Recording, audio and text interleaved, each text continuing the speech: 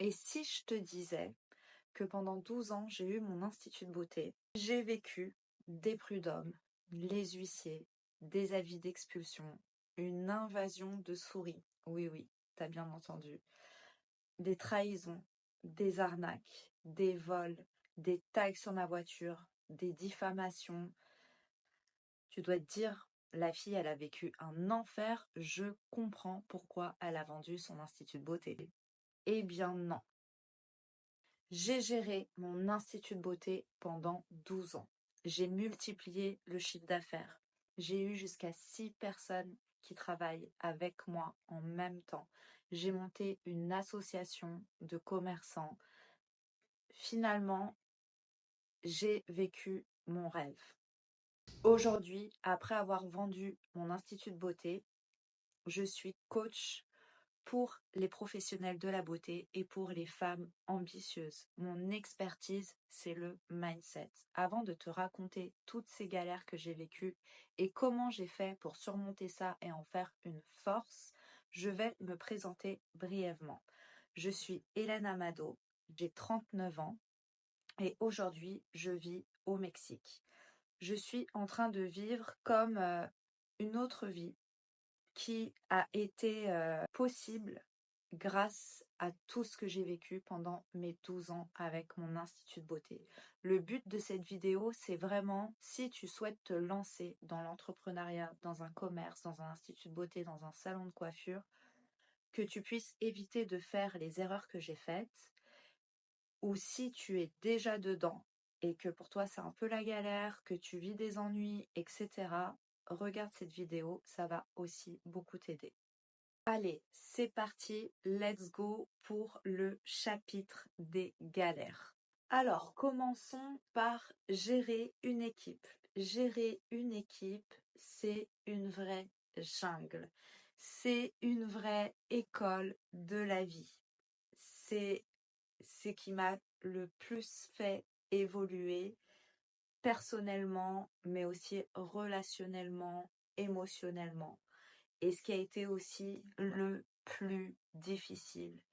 J'ai eu des employés, des salariés incroyables. D'ailleurs, je crois que toutes ont été incroyables, même si certaines, sur le coup, j'ai pas du tout pensé ça.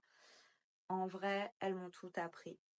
Et d'autres qui du jour au lendemain ne venaient plus, ou celles qui étaient souvent malades, ou celles qui nous attaquent au prud'homme. J'ai eu un prud'homme d'une salariée qui est restée à peine 3 mois. Toute la période d'essai, parfait. La période d'essai passe, elle commence à refuser de faire certaines tâches. Ça n'allait pas du tout. Je venais d'ouvrir, il y avait peut-être 1 an ou 2, et je n'avais aucune maîtrise émotionnelle, relationnelle, rien. Et franchement, je n'y connaissais rien en contrat de travail, en comment on licencie quelqu'un, voilà. Donc j'ai fait n'importe quoi et j'ai perdu 10 000 euros. Donc ça, déjà, premier truc, franchement, horrible. Donc clairement, ce que j'ai appris, c'est que déjà, faire des contrats en béton. D'année en année, j'ai renforcé mes contrats. Tout était marqué jusqu'à nettoyer les sanitaires, par exemple. Jusqu'à je peux utiliser ton image pour la communication. Tout était détaillé. Donc, s'il y a vraiment quelque chose qu'il faut en retenir, c'est faites des contrats en béton, que ça soit avec vos salariés, mais aussi avec vos fournisseurs. Ça peut être aussi important de penser à ça. Concernant les salariés, j'ai aussi vécu la trahison. Donc, j'ai vécu, par exemple, des vols. Donc, j'ai eu plusieurs salariés qui ont volé. Et en fait, moi, au début, quand ça arrivait et que je n'étais pas encore consciente de tout ce côté émotionnel et relationnel chez moi et chez les autres, de l'impact que l'intelligence émotionnelle et relationnelle a, eh bien, en fait, j'étais blessée. J'étais trahie, comme si, mon mec m'avait trompée, quoi. Vraiment, ou quand une salariée me disait: «Non, mais je veux pas renouveler le contrat parce que j'ai trouvé autre chose ou je veux vivre une autre expérience», c'est pareil. Je le vivais comme une trahison, comme si on était mariés et qu'elle demandait le divorce. Donc ça, j'ai appris à me détacher et à ne plus prendre personnellement la décision, la vie des autres. Chacun est libre et justement d'être plus dans l'amour et dans l'empathie, même quand on me volait. Quand une salariée me volait, finalement, avec l'expérience, j'étais plus en colère, je me sentais plus trahie, mais j'étais plutôt triste pour elle, en fait. Je me disais, cette femme doit réellement souffrir et avoir de réels problèmes dans sa vie pour faire ça. Parce qu'en fait, moi, j'étais alignée à ce que j'offrais à mes salariés. Heu, J'offrais des primes, j'offrais des bons salaires, j'offrais des produits. Enfin, la majorité de mes salariés m'ont toujours dit: «Tu as été une de mes meilleures patronnes, je n'ai jamais été aussi bien payée» et cetera. Donc en fait, du moment que j'étais OK avec ça, chose que peut-être au tout début, quand on débute, on ne sait pas, on n'est pas trop OK, on a le syndrome de l'imposteur, tout a changé et quand quelqu'un me volait ou quoi, bon OK, après des fois je devais faire des démarches comme aller porter plainte, mettre une main courante, voilà, toutes ces démarches qui font que le licenciement va se faire en bonne et due forme et qu'on va pas avoir de prud'homme et de problème. D'ailleurs, j'ai eu qu'une fois un prud'homme, c'était au tout début. Et ensuite, ce que j'ai appris aussi, c'est que il y a des façons de faire, il y a des formalités. Et du coup, j'ai arrêté d'être ignorante de tout ça. Donc ça, c'est aussi très important, ne pas être ignorant. Moi, il y a des choses, ça me saoulait, je voulais même pas savoir. Et en fait, ça me portait préjudice. Donc, j'ai fini par soit apprendre, soit déléguer. Donc, j'ai changé aussi de cabinet comptable à un moment donné parce que j'estimais que j'étais pas assez bien accompagnée. Et tout ce qui est contrat, procédure de licenciement, avenant contrat, changement, ou dès que la salariée, j'estimais qu'elle ne respectait pas le travail ou qu'elle faisait une faute, avant d'agir et de faire quoi que ce soit sous l'émotion, déjà, je prenais du recul, je faisais une bonne nuit de sommeil et j'appelais ma juriste pour voir qu'est-ce qu'on peut faire en fait. Donc ça, c'est vraiment la chose que j'ai appris le plus dans mon expérience. Mais du coup, ça m'a aussi obligée à apprendre sur moi-même, à apprendre à gérer mes émotions. Parce que j'étais plutôt quelqu'un de impulsive et de blessée finalement dans qui j'étais, dans mon identité. Je me sentais imposteur, pas légitime, etc. J'ai dû travailler tout ça pour comprendre mes agissements, pour comprendre mes réactions en face des autres, même en face des clientes, hein. Des fois, je me sentais aussi trahie par certaines clientes qui peut-être avaient été voir à la concurrence et reviennent et me le disent. Et franchement, j'avais pas du tout une attitude commerciale parce que j'étais blessée. Donc tout ça, j'ai appris grâce à un travail sur moi, une introspection sur mes croyances et sur mes émotions. Et j'ai transformé un tas de schémas internes qui ont fait qu'au bout de, allez, 4, 5 ans de business, j'ai pu ne plus ressentir ces émotions, ne plus agir à la réaction, mais plutôt en conscience et en bienveillance de mon entreprise, de moi-même et de la salariée, même si elle faisait pas des choses terribles. Et aussi, j'ai appris à célébrer et à plus offrir, donner, partager quand ça va bien, quoi. Donc, voilà un peu les galères côté salarié. Voilà, je pourrais vous donner plein d'autres exemples. J'ai aussi des galères avec les parents des apprentis. une mère qui m'a insultée, une mère qui m'a harcelée par message, voilà, des apprentis mineurs. Donc voilà, à force d'expérience, j'ai aussi affiné les profils avec lesquels je voulais travailler. Parce que moi, au début, j'avais peur que ça me coûte trop cher une salariée, donc je prenais des apprentis mineurs, c'était trop plus facile pour moi, je pouvais les formater comme je veux, mais finalement, c'était trop énergivore pour moi, fallait gérer les parents derrière, il fallait être tout le temps là et tout. Et en fait, après, j'ai mieux ciblé. Quitte à payer plus cher, bah après, je prenais des salariés vraiment qui avaient leur diplôme, qui étaient autonomes, qui pouvaient me rapporter de l'argent tout de suite. Et c'est aussi comme ça que de fil en aiguille, au fur et à mesure des années, j'ai gagné de plus en plus d'argent. Et si j'avais su ça dès le départ, j'aurais pu cibler le profil de personnes avec qui je veux travailler et j'aurais moins galéré aussi financièrement. Donc ça, c'était pour le côté salarié, recrutement, etc. Donc voilà, j'espère que ça t'aide. Si tu comptes ouvrir une entreprise, que tu fasses pas les mêmes erreurs que moi et que tu puisses tout de suite avoir le bon personnel et être rentable, et avoir les bons contrats, etc., etc. Maintenant, on va passer à la seconde partie des galères, qui sont tout ce qui est huissier, avis d'expulsion, etc. Et la plus grosse arnaque que j'ai subie avec mon institut de beauté. Alors, tiens-toi prête, parce que quand tu reçois un courrier, que tu l'ouvres et tac, tu vois un avis d'huissier ou un avis d'expulsion, je te jure, c'est un choc. Tu dors pas de la nuit, tu te dis, waouh, qu'est-ce que j'ai bien pu faire pour en arriver là? Et en fait, après, j'ai compris ce qui s'était passé. J'ai subi la plus grosse arnaque du siècle, clairement.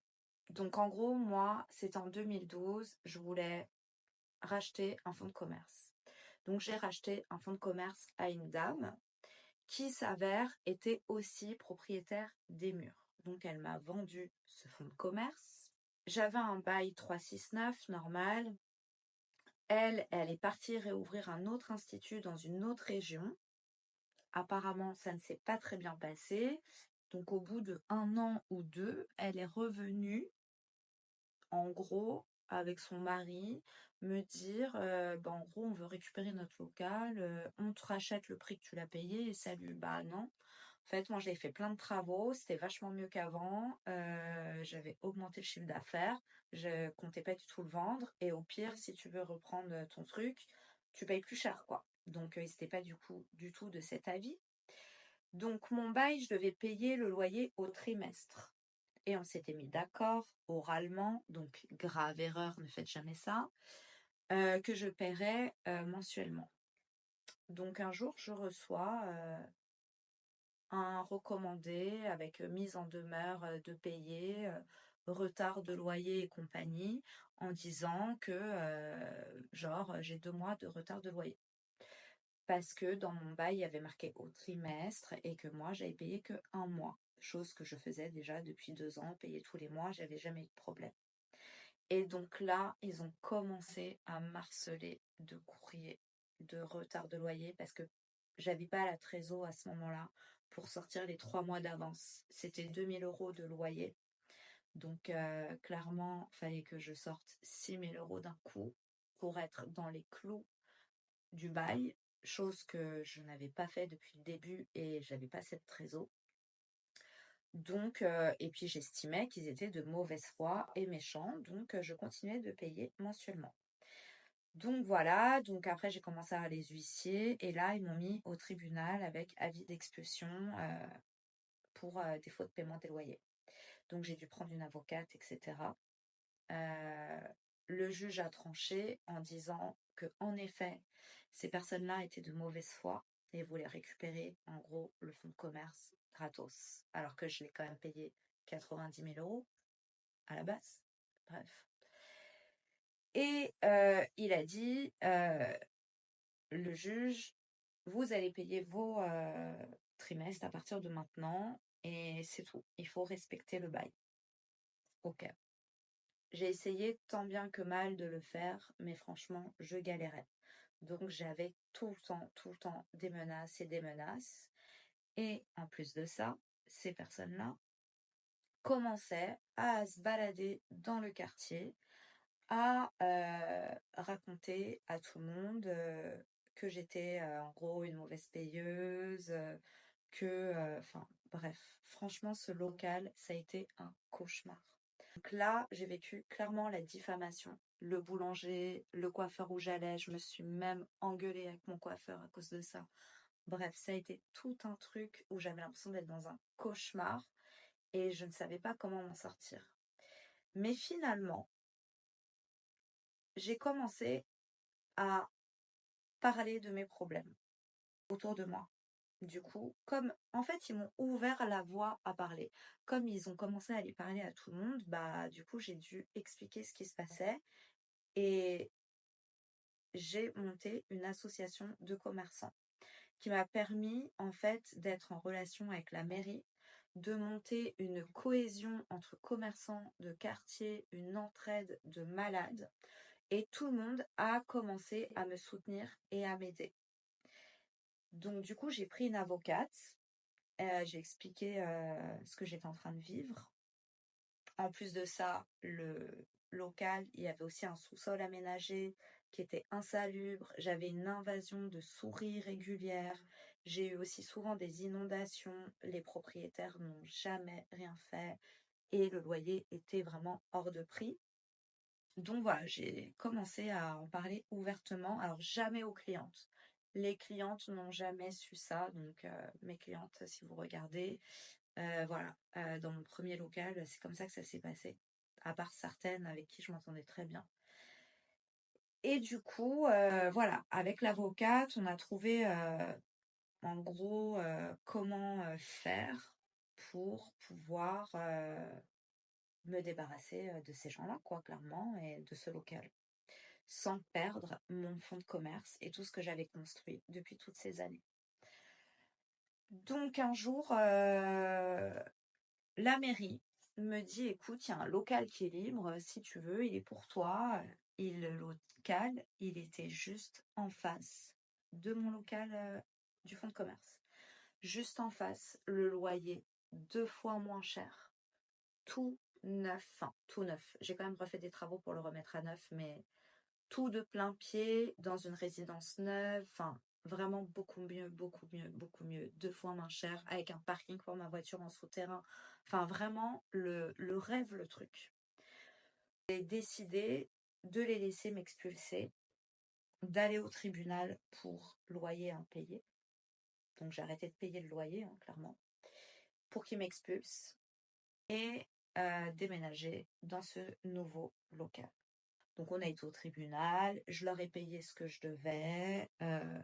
Voilà, franchement, je n'ai rien à me reprocher par rapport à ça. Et eux, en fait, ils étaient super contents en mode ouais, on a récupéré le fonds de commerce, on va pouvoir récupérer ses clientes et tout. Sauf que manque de bol, j'étais juste en face.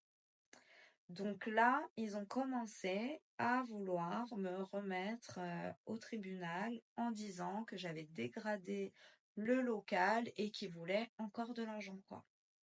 Donc là, le juge, il a dit non, mais pas du tout. Ça, oh, vous allez le régler devant un médiateur. Et en fait, pourquoi je te raconte tout ça? Parce que je crois que ça a été la plus grosse galère que j'ai vécue. Vraiment, ça m'a coûté aussi beaucoup d'argent. J'ai dû réinvestir dans un autre local. J'ai quand même payé 90 000 € ce fonds de commerce pour finalement, voilà, ça. J'avais aussi investi des travaux dans ce local et bah, ils m'ont pas rendu ma caution et on a dû aller devant un médiateur. Et en fait, bon, bah, je voyais bien que c'était des gens frustrés qui avaient échoué dans leur projet et qui m'en voulaient moi, qui étais beaucoup plus jeune qu'eux, de réussir. Et en plus d'avoir monté une cohésion dans le quartier comme ça autour de moi. Donc voilà. C'est parce qu'en fait, j'ai fait un travail sur moi énorme. Je me suis fait accompagner par des psys, par des coachs, tellement que j'étais en souffrance. Mais au fond de moi, je savais que j'avais cette force d'aller plus loin et de réussir. Donc, je me suis fait accompagner. Fait tout ce travail sur moi, de croyances limitantes, de mindset, et plutôt que d'en vouloir aux gens, plutôt que de vivre dans la haine, plutôt que d'être dans la guerre, plutôt que d'être dans le combat, dans la démonstration de qui réussit le plus, chose dans laquelle j'étais au départ, eh bien, je suis revenue dans la paix, dans l'amour. J'ai même fait un travail sur moi pour, je dirais pas jusqu'à aimer ces personnes-là, c'est un bien grand mot, mais au moins ne plus avoir de haine. Et si, je vous jure, je leur envoyais de l'amour. Même quand on allait au tribunal, même quand on allait chez le médiateur. En fait, pareil, comme avec mes salariés, j'étais comme, ils doivent vraiment souffrir. Et si je peux leur transmettre ce que moi j'ai appris pour les faire switcher, ou leur faire voir que moi j'ai pas cette méchanceté, cette haine en moi, et s'ils peuvent réussir en étant en face et moi en face, moi ça me va bien en fait. Je voulais pas être dans la haine, je voulais être dans la paix, dans l'amour. Il y a du travail pour tout le monde. T'as voulu m'arnaquer, t'as perdu. Voilà, même si j'ai perdu quand même beaucoup d'argent, en fait, ça m'a permis de construire des relations, un réseau, une entraide, et surtout merci parce que finalement, ils m'ont rendu service. J'avais un meilleur local, mon emplacement était mieux, j'ai jusqu'à triplé mes chiffres d'affaires. Je travaillais 20 heures par semaine, donc j'avais que 2 jours et demi, j'avais une équipe. Et tous les jours, je passais devant leur institut et avec le grand sourire heureuse de ma vie, quoi. Donc ça a été vraiment un épisode que j'ai toujours voulu un peu partager, mais c'est compliqué quand on est dedans. Et puis bon, bah voilà, ils essaient de chercher des preuves, ils me regardaient sur les réseaux, etc. Voilà, en tout cas, tout ce que j'ai à dire, c'est qu'aujourd'hui, j'ai jamais voulu du mal à ces personnes-là. Et eux m'ont fait beaucoup de mal. Ça a été très difficile pour moi. J'étais jeune, j'étais pas prête à vivre ça. On va couper.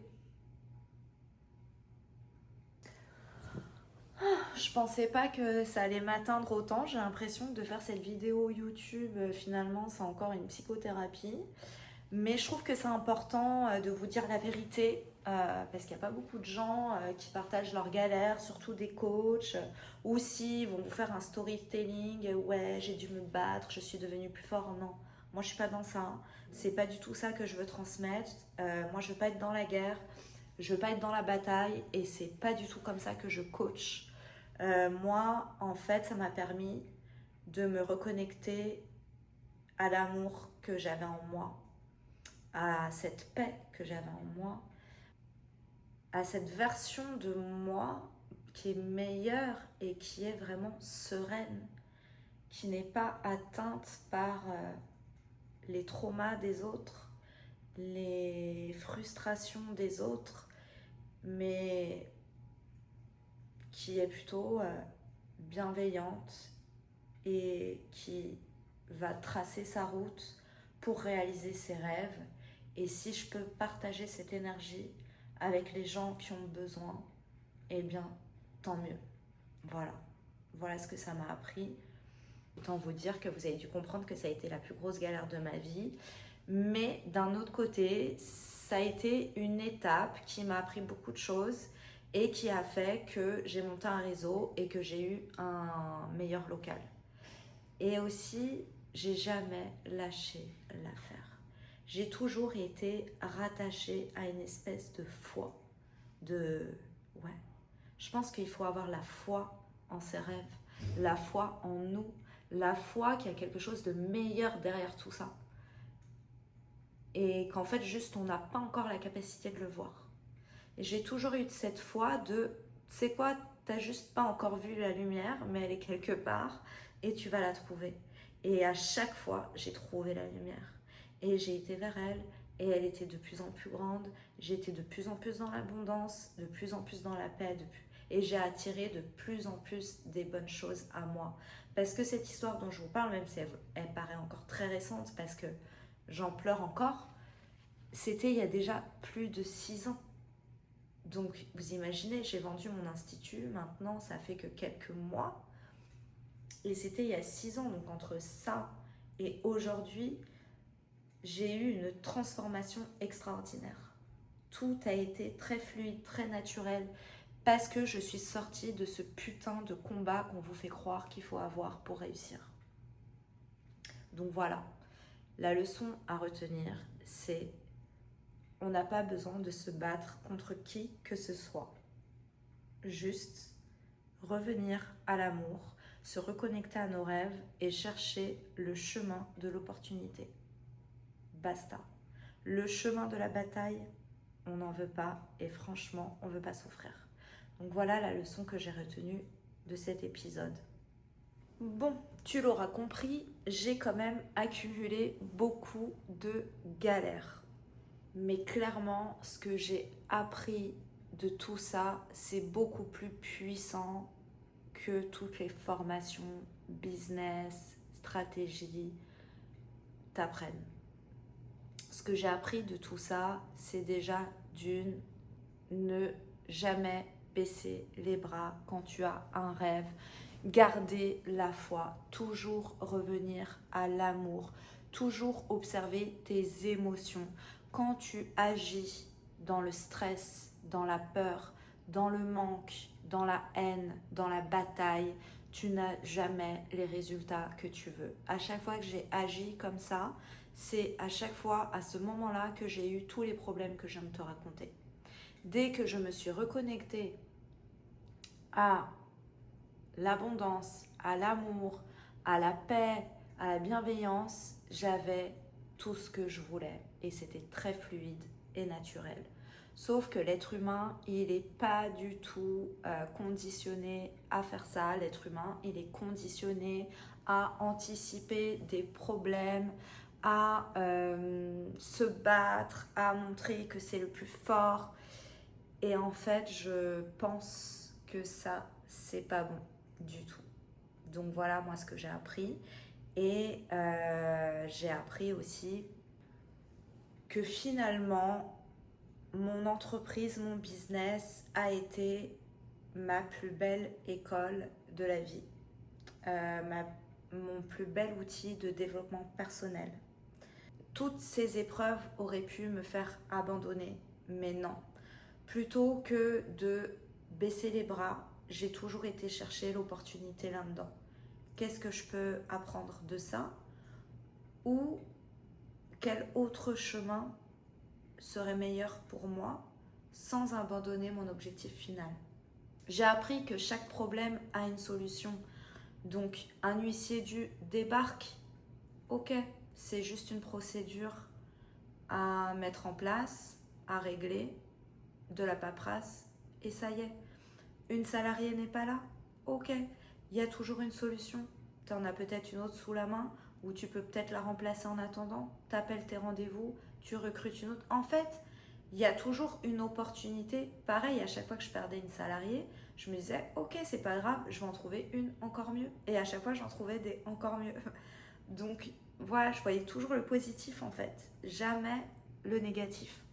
Et ce que j'ai compris par-dessus tout, c'est que mon business a grandi à la hauteur de mon propre développement personnel. Plus je grandissais à l'intérieur de moi, plus j'avais une plus grande connaissance de moi, une plus grande maîtrise de moi et de ma vision de ce que je voulais vivre, de qui je voulais être. Et plus j'incarnais cette personne, et plus mes résultats étaient incroyables et rapides. J'ai lu des centaines de livres. J'ai fait beaucoup de formations. J'ai été accompagnée par plusieurs coachs. J'ai vu des psychothérapeutes. J'ai bossé énormément sur mes émotions et mes croyances limitantes. J'ai tout transformé, pas que dans mon business, mais dans tout. J'ai pu avoir un appartement 3 fois plus grand. J'ai pu avoir une meilleure relation avec ma famille, avoir des meilleurs amis, voyager, avoir plus de temps pour moi, plus d'argent. Et en fait, avant, je voulais tout contrôler. Mais ça aussi, c'est pas bon. Des fois, il faut savoir lâcher prise, prendre du recul, se lâcher la grappe, prendre un jour ou deux pour réfléchir et voir quelle opportunité s'offre à nous, plutôt que de continuer à se battre tête baissée.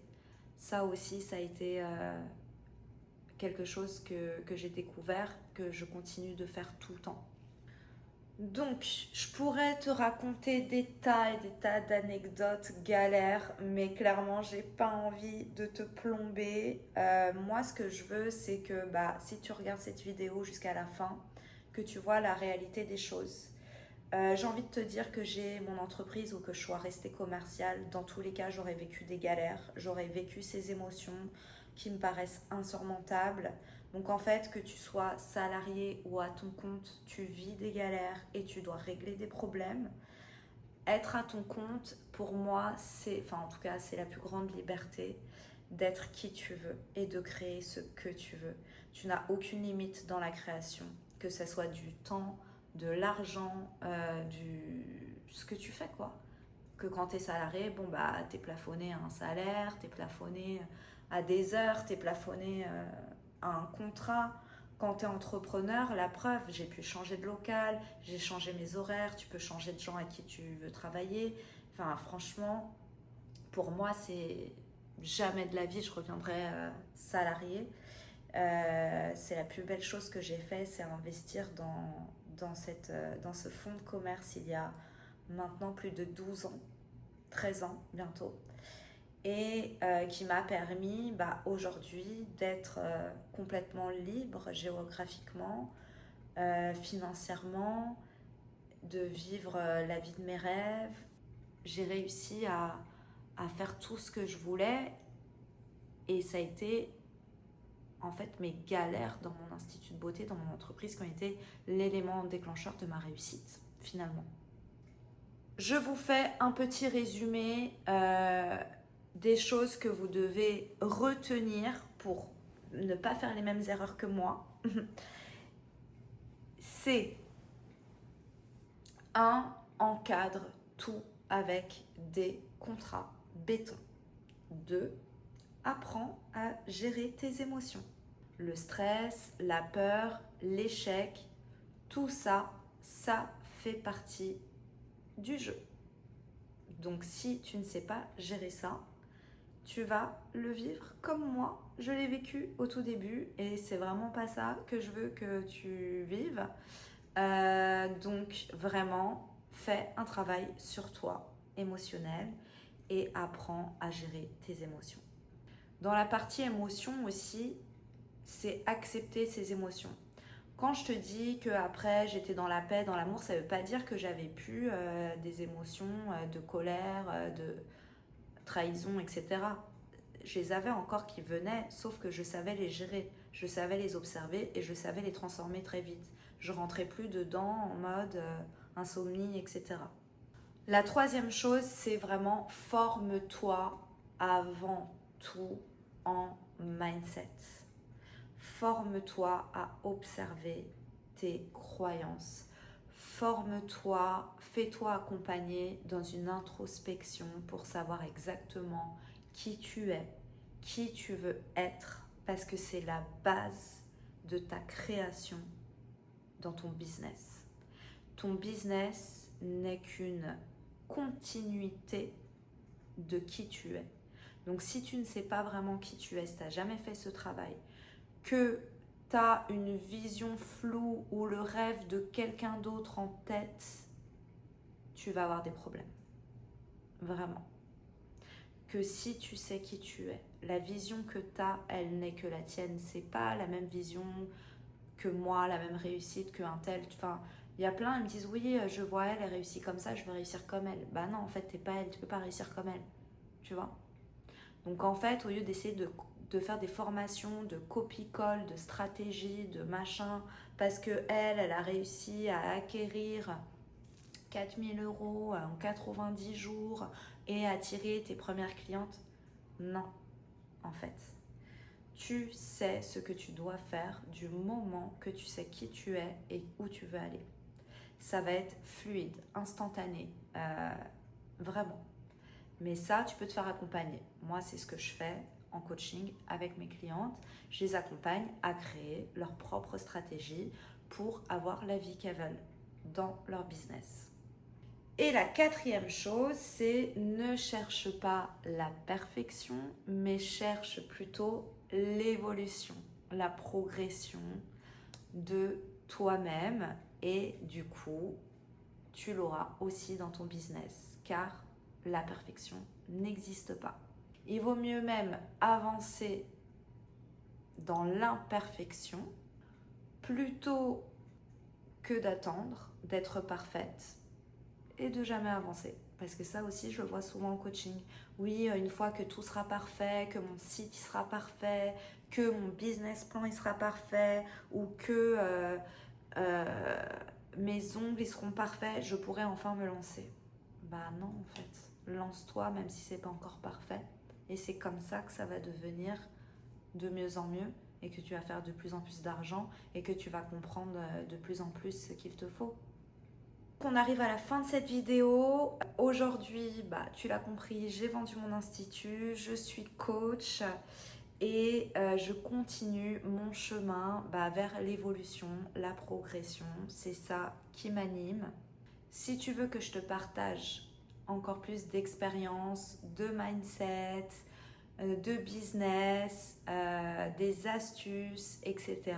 N'hésite pas à commenter cette vidéo, à t'abonner, appuyer sur la petite cloche et n'oublie jamais que c'est ton mindset qui fera toute la différence.